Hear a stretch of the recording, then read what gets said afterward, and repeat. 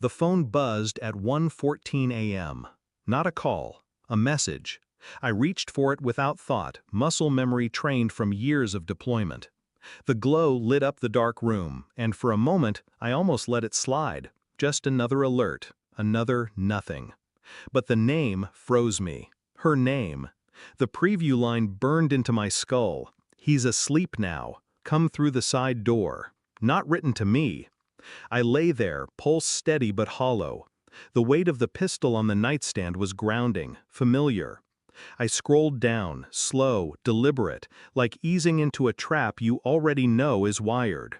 More messages, more nights, patterns hidden in plain sight. Her voice in texts I was never meant to read, my wife's voice. I closed the phone, stared at the ceiling. My breathing stayed even, my body still, but something inside me fractured cleanly, quiet as glass under snow. No alarms, no confrontation, not yet. Only one thought whispered and repeated, cold and surgical. Find the truth. The next morning she smiled, coffee on the counter. Her hand brushed my arm in passing, warm, practiced. She moved like nothing had shifted, like the night hadn't betrayed her with glowing proof. I studied her without looking. The small details that never mattered before suddenly sharpened. Her phone always face down. Her late trips to the store. The way she lingered in the shower after yoga. I wanted to demand, to break the mask. Instead, I nodded, kissed her forehead, left for work. She believed it. She believed me. Inside, my chest burned with silence. There's a particular agony in knowing but not showing. Every word became a knife I swallowed. Every laugh was acid. My daughter asked at breakfast if Mommy could braid her hair. I watched her kneel, soft and perfect, while the hidden world behind her eyes pulled her further from us. I kept my calm. That's the part she never knew, what silence means when it comes from me. I started small. Her car mileage didn't match the errands. I noted times, distances, gas receipts she thought I'd never glance at. I accessed the family phone plan. Call logs don't lie. A number repeated like a heartbeat, tucked between harmless ones. A sheriff's number. A man who played poker with me once, who shook my hand too firmly, who didn't meet my eyes afterward. DNA kits arrived in plain cardboard. I swabbed, labeled, mailed. A father should never doubt, but betrayal rots everything it touches. At night, while she breathed beside me, I stared into the dark. Rage came in waves, but I drowned each one, buried it deep. Anger is noisy. Strategy is quiet. I tracked her routine.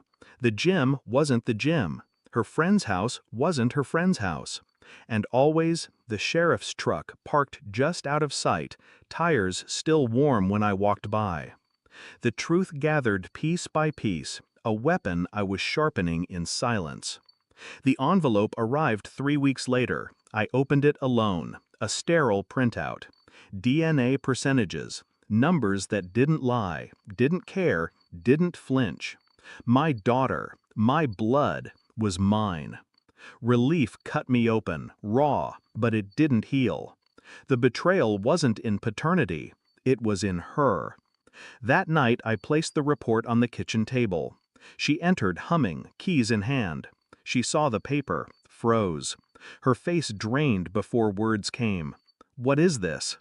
I stayed calm, my voice flat, almost kind. Read it.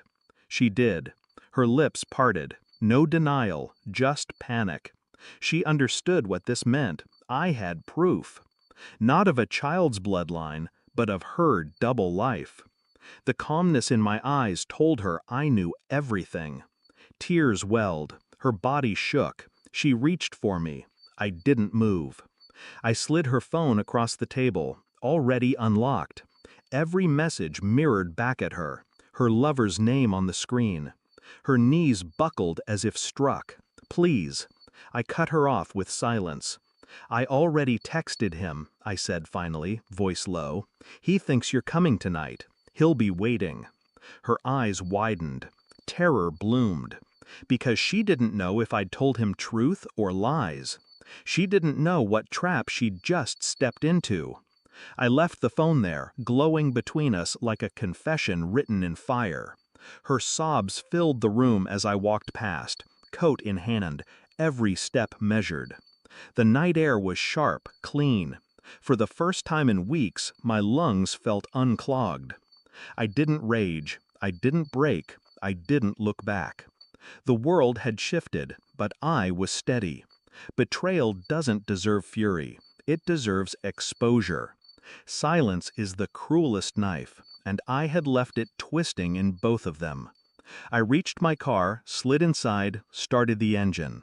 Behind me, she was unraveling. Ahead of me, nothing but quiet roads and the knowledge that I'd severed the cord.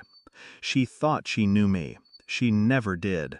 And now, she never will again.